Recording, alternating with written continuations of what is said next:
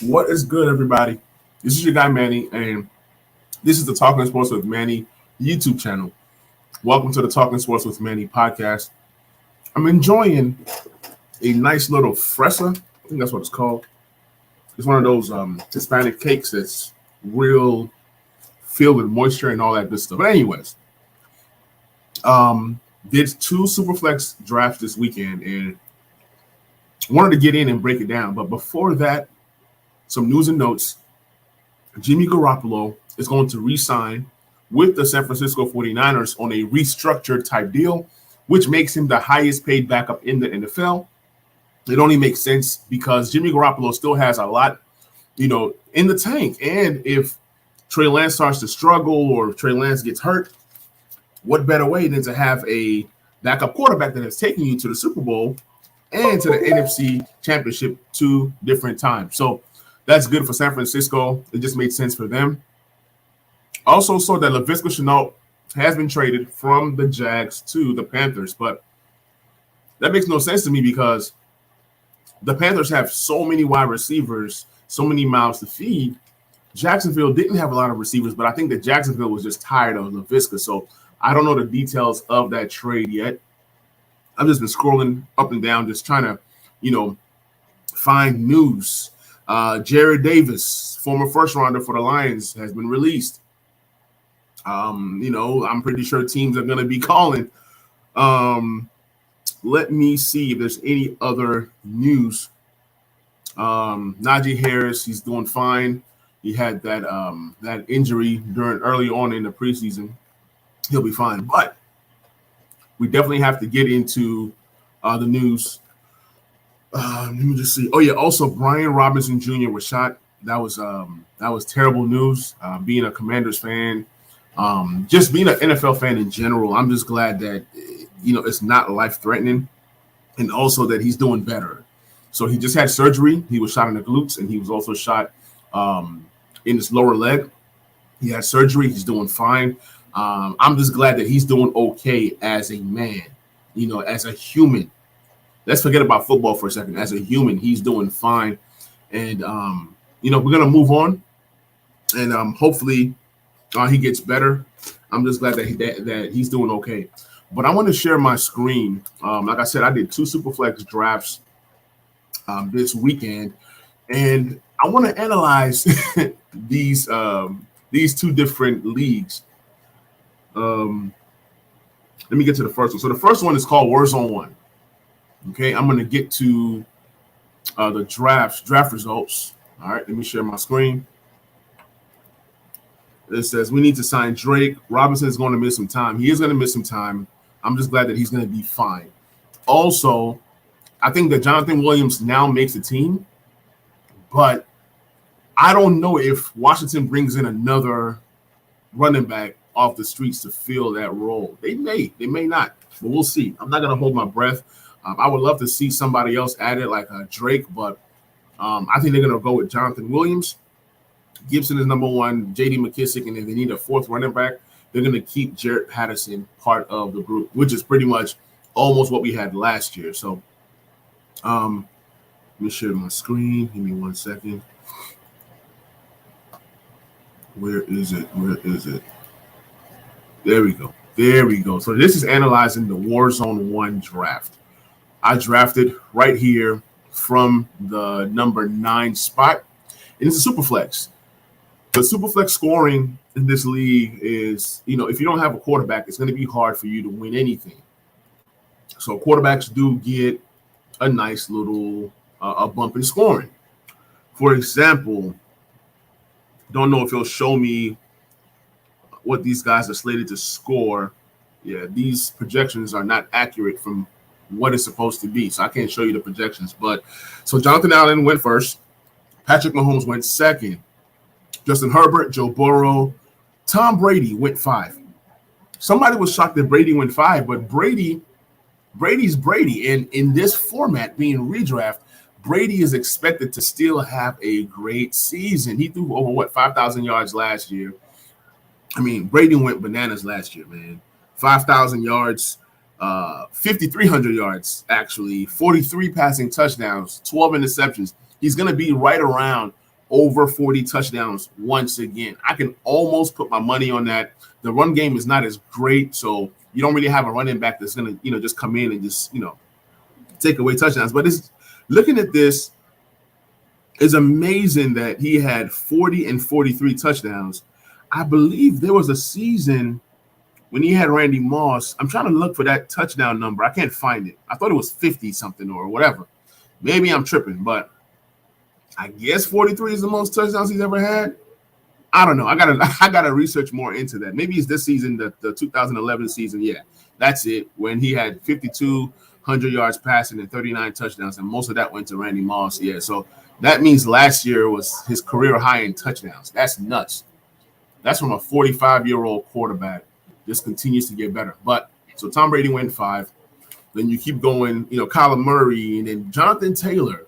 Alpha Dog took Jonathan Taylor as the first non-quarterback, and he went 107. When I was talking to Alpha Dog, he was saying, will Christian McCaffrey make it to him at 107? I kind of figured that he would, but I can't show all my cards. Alpha Dog, I'm sorry. When you watch this replay, I couldn't show all my cards. I kind of know how these things go. Matthew Stafford went, but I was glad that I was able to get Lamar Jackson at 109. I think that Lamar Jackson rushes for 10 touchdowns this year. I think he rushes for about 1,200 yards rushing. And I think that Lamar Jackson is also going to have a career high in passing yards this year. So as we continue to analyze this draft, McCaffrey went at 110. Sheilor loves McCaffrey. Cooper Kupp goes 111. Then you have Rodgers at 112. On the backswing, Razonators took a wide receiver in Jefferson. If I was him, I would have taken a quarterback right here. But he was lucky to get a quarterback in the 3rd round. He got super lucky that there was not a quarterback run like it was in our other draft that I'm going to go over. So as we continue to move forward, Jamar Chase. So to get Chase and McCaffrey stack, that's pretty good. It doesn't get any better than that. Then Austin Eckler goes. Then Derrick Henry. Then Jalen Hurts, Diggs, Prescott. So everything is going according to plan. And obviously, Herm on the end, he sees Kelsey. He already has Patrick Mahomes. You almost got to take that stack. It makes so much sense. To me, Kelsey is a late 1st rounder or early 2nd rounder in regular 1-quarterback leagues. Dalvin Cook goes next. And there's always that decision. Do you take Dalvin Cook? Do you take Kelsey? They're always around the same range, especially in these Superflex drafts. I had to make a decision. You'll see in the next draft. But moving on to the 3rd round, you saw 2 tight ends being selected in Kyle Pitts and Andrews. That's kind of where you expect those guys to go. But for me, honestly, the biggest shocker was Trevor Lawrence going at the 303. Trevor Lawrence went before Derek Carr, went before Lance, went before Cousins. These are 3 guys that I know for a fact that are going to outscore Trevor Lawrence. But maybe Jamie knows something about Trevor Lawrence. I don't know, but that's just what it looks like to me. Then in the 4th round, so after the Kirk Cousins pick, Razonators went on to pick up Jonathan Williams, great pick. Then Fournette went. By this time or at this point in the draft, you're either going to grab Tua, Matt Ryan, Jameis Winston. The quarterbacks have already evaporated. All the quarterbacks that I wanted are already gone. So I didn't want Tua. So I'm glad that Sheilor took Tua. And then I'm looking, okay, I grab CeeDee Lamb, right, in the 4th round. It swings around, and honestly, CeeDee Lamb in the 4th round, being that he can be a top 12 wide receiver this year, possibly top 5, top 7, I took that upside and I took CeeDee Lamb. Then Keenan Allen went. So in this round, you had Matt Ryan and Winston leaving. So those are 2 more of the other better quarterbacks that can possibly produce. Now, outside of Matt Ryan and Winston, the quarterbacks are pretty much done. So swings all the way around. Mike Evans goes at the back end of the 4th round. Then here comes George Kittle. Good spot for him. It swings back around. Waller goes. Marcus Mariota going in the 5th round was a big shocker to me. that Brian would take Mariota before Mayfield, Mariota before Fields and Jones and Wentz. But hey, maybe he sees something in Marcus Mariota. Last year he did pick Jameis Winston, and he did play well. So this time he picks Mariota. It really doesn't matter what you do in the draft. It's all about what plays out in the season. Moving along, T. Higgins goes. That's another guy that I have my eye on. Then I had to get my guy Breece Hall. Breece Hall in the 5th round. I'm big on Breece Hall. I think that Breece Hall has an amazing season this year. I think that Breece Hall is an RB1 this year. Being a rookie, I think he has that kind of upside. So for me to grab Eckler, Swift, and Hall, I loved it. Those are 3 backs that I know have a chance to catch over 70 receptions each. That's just how I feel about Breece Hall. I know they have Michael Carter, but I think Breece Hall does it all. He's going to be too good to not be on the field. Only thing that can stop these 3 guys is injuries. I think I have the 3 of the best running back trios in this entire league. A.J. Brown goes, great pick. Sutton, Deontay Johnson. Then when it comes back around, Ezekiel Elliott goes in the 6th round. That's great value for Ezekiel Elliott, even though I'm not a fan of his. 6th round. I was able to get Mac Jones with this pick. Honestly, at this pick, I was looking at Bateman. I looked at Bateman tough. I looked at Waddle, but I had my eye on Bateman. I'm gonna try to possibly come and trade for Bateman, but Mac Jones, I just had to grab him because he was the best quarterback available at this point. I didn't want David Mills or Fields and Zach Wilson's of the world, or even Jones. So I took a Mac Jones, and in this round, you had DK Metcalf going, and Fields finally gets picked up. Fields gets to pair with Patrick Mahomes, and when you get a Patrick Mahomes so early, you try to fill other positions, which Herm did. He did a good job doing it, and then he was able to get a Fields. I love Michael Pittman Jr. this year. I think he has a great season. Desean Watson going in the 7th round, I think that was a bit of a reach. Honestly, I think he would have been available in the 9th round or in the 10th round. That's just me. And if I'm going to take a Desean Watson with back-to-back picks, you best believe I'm going to go Watson Brissett. That's just me. I'm going to say goodbye Cam Akers and just, go Watson Brissett or wait 2 rounds later. Or, he also drafted. So Chop drafting Watson and then drafting Hopkins, that's tough. Those are 2 guys you got to wait on. One guy you got to wait 12 weeks for. The other guy you got to wait 6 games for, 7 weeks for. So it's going to be interesting to see how his roster balances with bye weeks. And Chop was able to get Geno Smith in the 13th round, who is a starting quarterback, but does he lose his job to Drew Luck at any point in the year? Maybe by the time Geno Smith loses his job, then you have Watson Watson comes back and he's healthy and he's good to go and all that good stuff. So just to skim through, Dawson Knox was a good pickup by Brian, but if you already have a Kyle Pitts, why waste a pick and grab another tight end when you could have gotten a better running back? Maybe you go Pierce, maybe you go Damian Harris, maybe you go, whoever. But he decided to go another tight end, which you can start 2 tight ends in this league, but it just doesn't make sense. I think that some of the running backs that were available, like Harris, had more upside than Knox. That's kind of all I see here.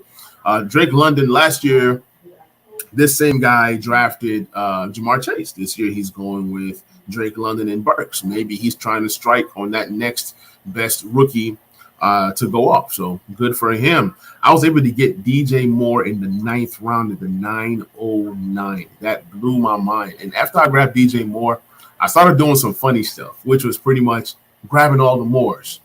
You can see I drafted DJ Moore, then the very next pick on the swing around, Elijah Moore, who I think is going to have a good season. Then later on, I took Sky Moore and then Rondale Moore. I was just being silly at that point, and I renamed my team 4 is More. Picks that I liked in the 11th round, guys like Lazard, he can possibly be the number 1 wide receiver.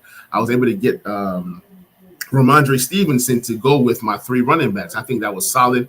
I was also able to pick up Darrell Henderson as well. You heard some news about Cam Akers, and Darrell and Henderson can come out and be the, RB1. Cam Akers with injury has not really solidified himself. So having Henderson, he's been the more healthy back. So I feel that, that can bode well. Also, you see that Brissett got drafted in the 12th round. The guy that drafted Chase Edmonds here should have drafted Brissett. He had so many chances to grab Brissett.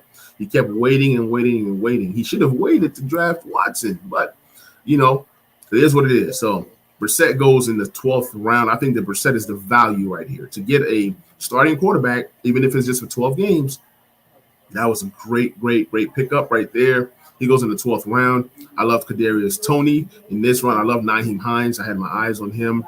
James Robinson. But I want to talk about Uncle Namdi's team. He drafted Cordero Patterson to be his RB2. Then he drafted Brian Robinson Jr., which I was big on. I was big on Brian Robinson Jr. I was hoping to get him in the next round, in the 11th round, but he went in the 10th round. Then the thing happened to Brian Robinson Jr. I hope he gets better. I hope he heals and all of that. So I think that he should have drafted more running backs.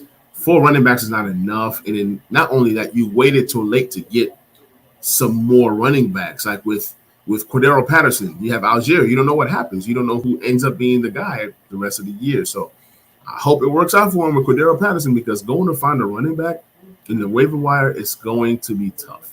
You see, everybody went running back heavy. Everybody has 5 or 6 running backs drafted. I think he had one of the least. Even a guy like Mike Davis, who can start the year as the RB1 for that team until people start to get back healthy. Foreman was a good pickup, somebody I'm looking at. Then, defenses started to go in the 13th round, 14th round. This year, I just used a strategy to just play the matchups. I'm playing the matchups, so I was able to end up with the Colts defense for the first 2 weeks, which I love. But out of these bottom picks at the end, nothing really jumps out to me. I do like Marlon Mack right here at 1701. I do like J.D. McKissick now becomes great value because of what happened to Brian Robinson Jr. So J.D. McKissick at the 1703. That's solid. I should go and pick up J.D. I should try to go and make a trade for him. I think that J.D. McKissick now has upside to get a lot of work, a lot of receiving work as well this year. Zamir White, nice stash just in case something happens to Josh Jacobs. Not only that, I'm hearing that Zamir is going to have a lot of chances this year. So we did Warzone 1 draft. I'm going to go ahead and get into the Warzone 2 draft to wrap this thing up. So the Warzone 1 has the same exact rules as the Warzone 2, but the only difference is that out of the Warzone 1 and 2, we have 7 people who are playing in both of these drafts. So I'm going to go ahead and pull up the Warzone 2 results, and we're going to go ahead and dive in. All right, so in Warzone 2 draft, it's a lot similar. This time, I'm on the front end instead of the back end. I was drafting out of the number 3 spot. In this league, welcome in to my guy, Cal. He joined. Marcus Long has been one of the staples of plenty of my leagues over the years. Esther's, he won my Warzone 3 league last year, so shout out to him. Jamie is here. Herm is in 2 leagues with me. Flex God, he just a new addition. He was in the Warzone 3 league, brought him over here. And then Trey has recently jumped in some of my team. So my Uncle Namdi started, and he took Josh Allen. You got to take Josh Allen. The biggest shocker was Lamar Jackson going at the 102. That was a shocker to me. So for me, I thought he was going to go Mahomes, and then I go Herbert. So when I had the chance to pick between Mahomes and Herbert, Herbert is projected to score more based off of how this league is set up. But I just wanted Mahomes. I just trust Mahomes. Mahomes is my guy. Even with less weapons and Herbert with more weapons, I still trust Patrick Mahomes. He just does amazing things. So I took Mahomes. Burrow goes, and then Wilson goes, Murray goes. So by this time, these guys already been in Superflex drafts before, right? So 7 straight quarterbacks go. And then guess what? Jonathan Taylor is he's usually the first non-quarterback to go. So Jonathan Taylor goes at 108. And then Shilor ends up with McCaffrey once more again at 109. Awesome value there for these 2 running backs. Then Chop goes Dak Prescott at 110. Brady goes at the 111. Hurts goes at the 112. Like I'm telling you guys, Brady, even though Brady went pick 5 or 6 in the last draft, him going at the 111, Brady is still Brady, and Brady is still going to produce. So Brady goes at the 111, Jalen Hurts at the 112. That's not really a shocker for me. I just think that it's just all about preference and on what kind of quarterback you want. So out of the first 12 picks, you have 10 quarterbacks go, right? Then 11, 12, 13, 14, 15, 16, 17 quarterbacks go in the first 24 picks. And that really shook up the entire draft. Nobody expected 17 quarterbacks to go. These guys on the back end were smart. When it flipped back around, he took Lance. Once he took Lance, Cal's like, oh, snaps. Let me go ahead and get Stafford. Then he takes Stafford, right? Then, he's like, oh, okay, well, let me go ahead and get Rodgers. So then Shilora ended up with Cooper Kupp. So now he has a Cooper Kupp and McCaffrey stack, which is pretty nice right there, and a nice combo. Then a guy that I'm hoping falls to me at this point, I was hoping that at least one of these quarterbacks will fall to me at the 12-10. But none of them did. Derek Carr goes, and then Kirk Cousins goes, and then Trevor Lawrence. I think that Esther saw if he doesn't get a quarterback here, he probably will not end up with a quarterback the way that it was going. If he didn't get Carr, one of these guys which would have slid Trevor Lawrence down, which would have slid Tua down. Now, Tua at the 210, I might have done that. But I still don't want Tua, but I might have done it. I would have considered, but with my guy Eckler being available, and everybody knows that I believe that Eckler will have a 100-catch season this year. He'll be used less as a runner and more as a receiver. I believe Eckler will have 100-catch season. So after Jefferson goes and then Tua goes, I grab Eckler at the 210.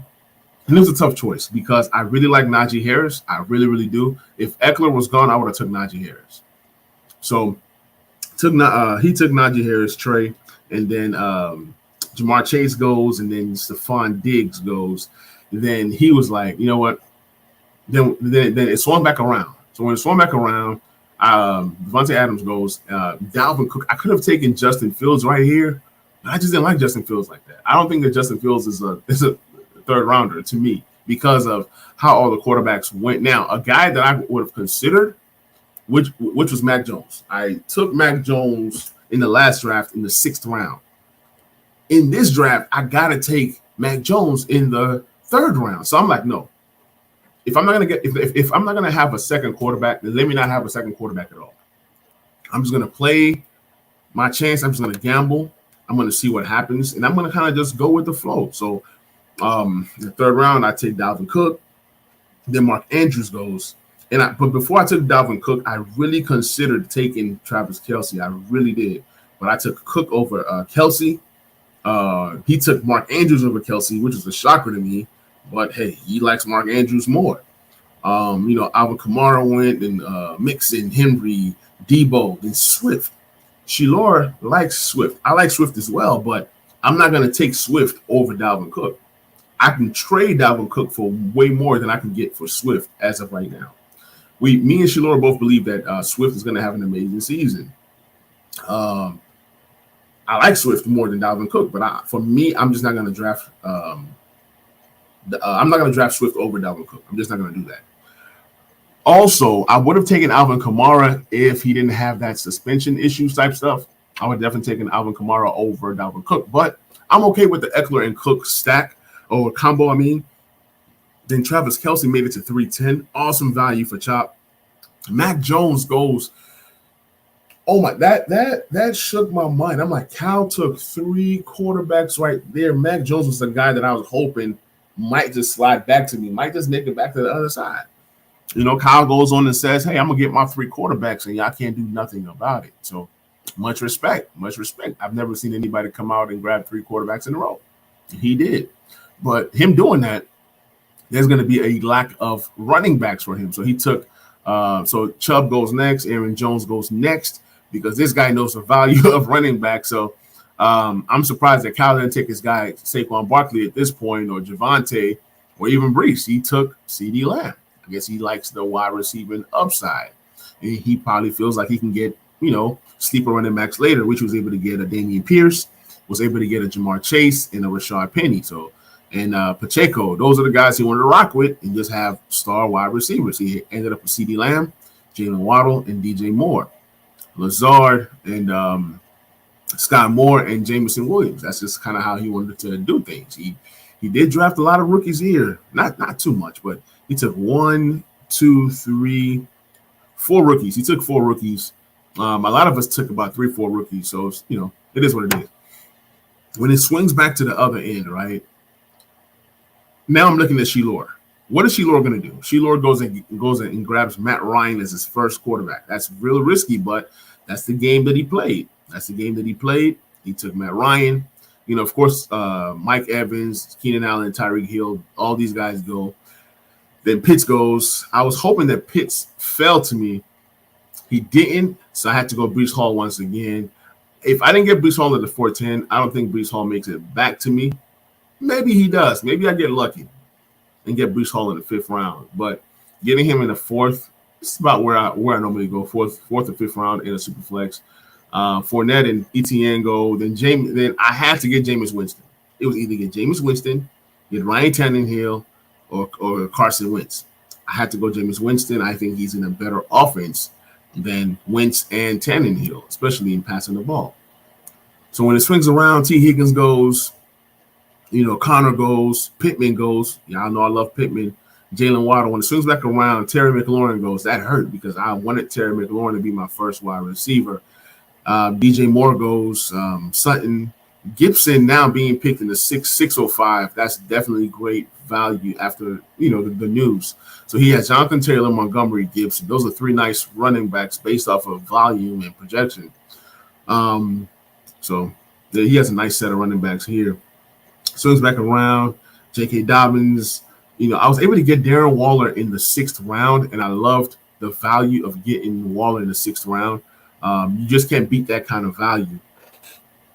Jacobs and Akers go. Those are 2 guys I think are going to have good seasons, but it seems like Akers have gone both times around 6'12" in both of these drafts, if I'm not mistaken. Jerry Jeudy goes, and then Jared Goff. To be honest, I wanted Jared Goff to slide one more time over. I would have taken Jared Goff as my 3rd quarterback, like I did in the last draft. I like Jared Goff a lot this year. They're going to pass the ball. He's going to have his games where he throws for 3 touchdowns or he throws for 300 yards. He's going to have his games. Jared Goff is a good QB2 to have. I'm all in on Jared Goff this year. I have plenty Jared Goff shares in Dynasty. So I took Chris Godwin over Hollywood Brown and also over Amon-Ra St. Brown. I love both guys, but out of these 3 guys, if you tell me if Godwin is healthy, Hollywood is healthy, and St. Brown is healthy, who's going to score more points? It's going to be Godwin. So getting Godwin at the 703, even though he's not healthy right now, when he's fully healthy, no matter how much time he misses, when he gets going, he's going to get going. He's going to produce some big numbers. So I'm okay with having Godwin as my first wide receiver. I'll take Godwin over Jalen Waddle. I take Godwin over DJ Moore. I'm taking Godwin over Terry. I'm taking Godwin over DK. When he's fully healthy, Godwin is a monster. We saw what he was able to do last year. We know who he is. If I pull up the game log, looking at Sleeper on the computer is a lot different. But even last year, missing 3 games, he was still able to go for 1,000 yards and 5 touchdowns. He would have had more. He still ended up as a wide receiver 16. That's just how good Godwin was. Had he played those last 3 games, he definitely would have bumped from 16 to possibly top 9 or top 10. That's just how good Godwin was. And mind you, there were some games that he did play but had to leave with injury. So with all that being said, Godwin is a monster. Yeah, look at these games right here. Okay, so here's the game log. Is this the game log? Because, like I said, it's crazy on the computer. Yeah, these numbers look funny. I don't think these are the correct numbers. Yeah, these are not the correct numbers. Are they? I'm tripping. Okay, yeah. These are the correct numbers. So he had 9 receptions, 105 yards. Then he had 8 receptions, 111 yards, 8 receptions, 141 yards. Then towards the end of the season, in week 13 and 14, Godwin started going to a whole other level. He had 15 receptions for 143 yards, 10 receptions for 105 yards.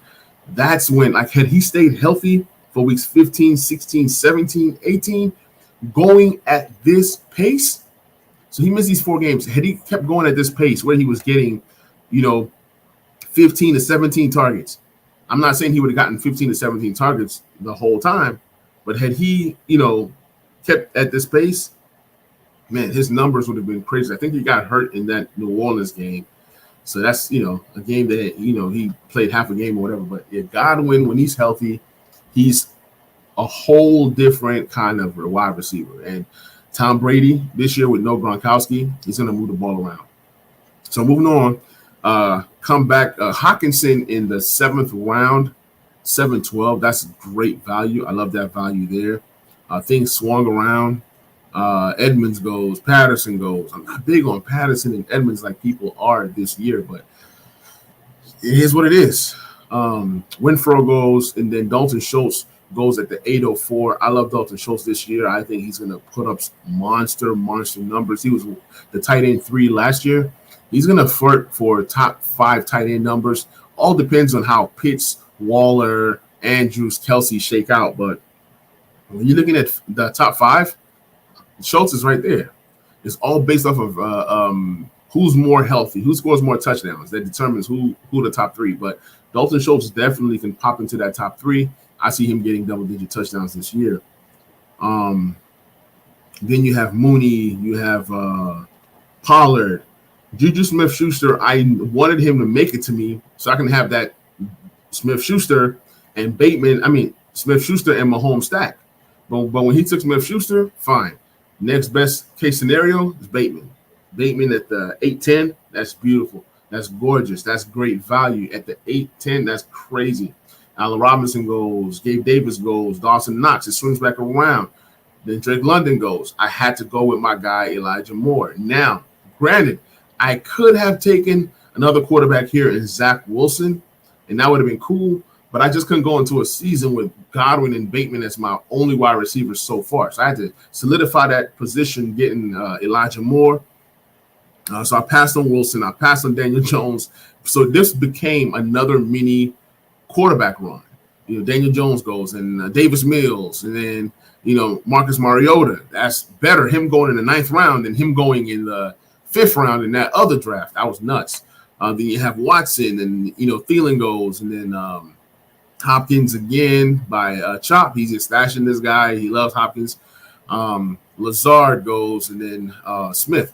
When it swings back around, you see a mini running back run in Penny, Sanders, Kenneth Walker. I love Kenneth Walker. I hope he was going to make it to me. He didn't. I wanted Damian Harris. He didn't make it to me. So at this point, everybody that I wanted did not make it back to me. I would have even taken a Christian Kirk. Really, that's who I really wanted to solidify my wide receivers. So when that didn't make it across to me, I had a tough choice between Kareem Hunt and Kenny Pickett.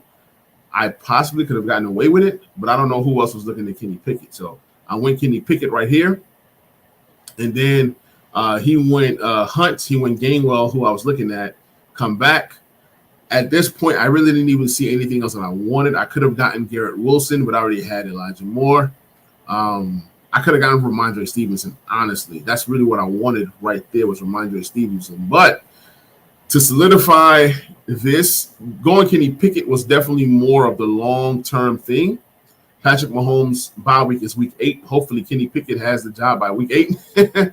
But if not, I'll have to hold Trubisky for all these weeks just to get that game out of Trubisky. These two are a package deal. That's just kind of how you do it. Whoever is drafting Mariota should be drafting Desmond Ridder. I don't think that Mariota holds this job the whole year or even long. So Burks goes, Valdez-Scantling goes, Garrett Wilson, Ramondre Stevenson, who I like a lot. Pickens goes, Lockett, Moore, Gesicki. When it swings back around in the 12th round, there were really no surprises. Michael Carter, decent pick, Claypool, Kadarius Toney, who I'm big on this year, so another number 1 wide receiver on a poor team, meaning that they're possibly losing, you get a lot of receptions. Elijah Moore, Jets losing, a lot of receptions. With Bateman and Godwin, it's going to be different. But Uncle Namdi still grabs Brian Robinson even after the news. That's just his guy. And you can stash him if he comes back and gives you anything positive, then hey. And then you keep on going. Komet. I like Darrell Henderson a lot, last draft and this draft. So I snag him there. Razonator said, hey, I want 5 quarterbacks. So he grabs Brissett.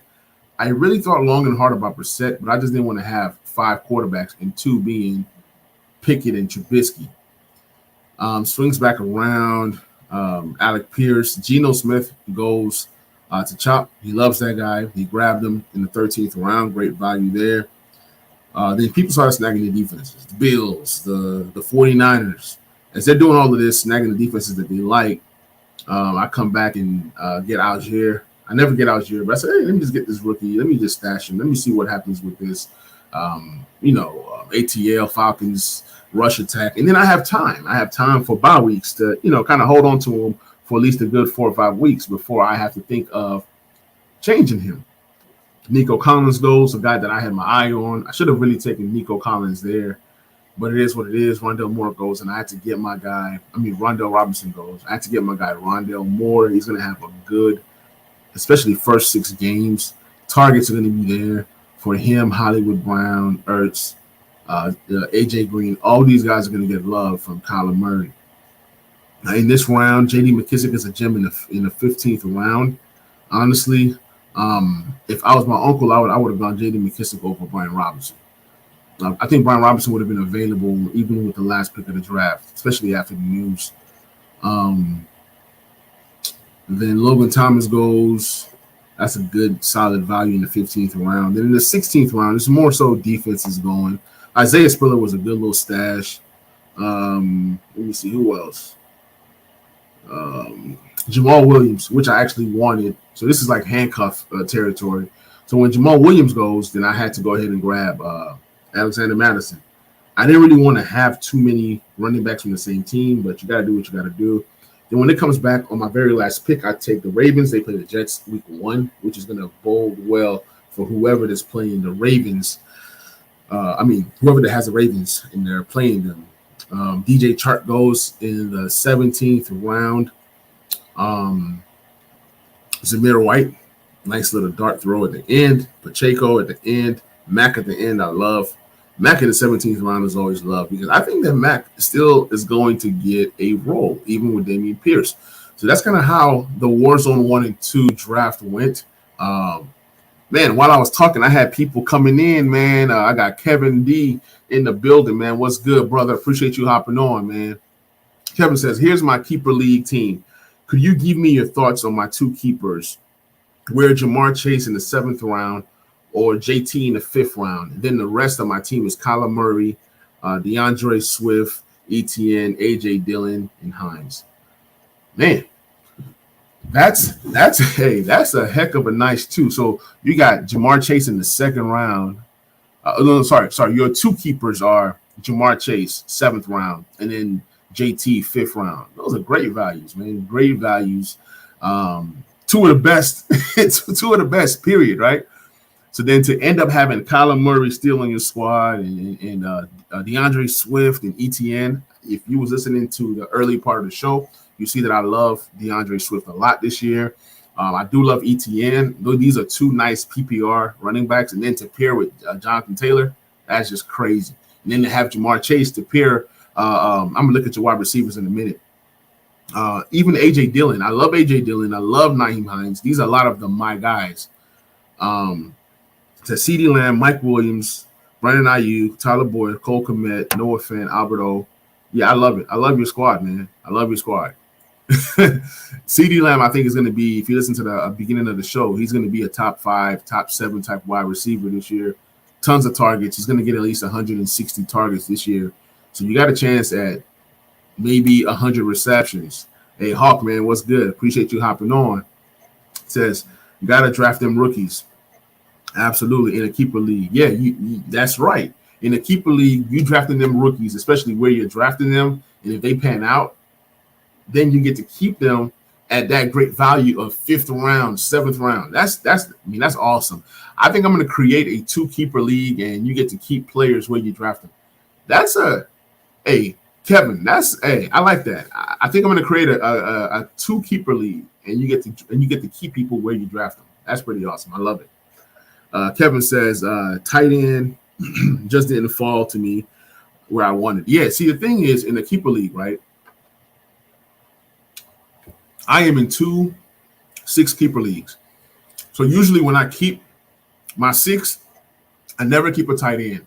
And I always go tight end early, which is like in the first round. If I see Dalton Schultz or Darren Waller, whatever tight end that wasn't kept, you go tight end early. So if you really want a good tight end, you got to go tight end in the 3rd round. Well, in your case, since it's a 2-keeper league, in the first 3 rounds is where, if you really want a good tight end, that's where you go get them, especially if nobody's keeping tight ends.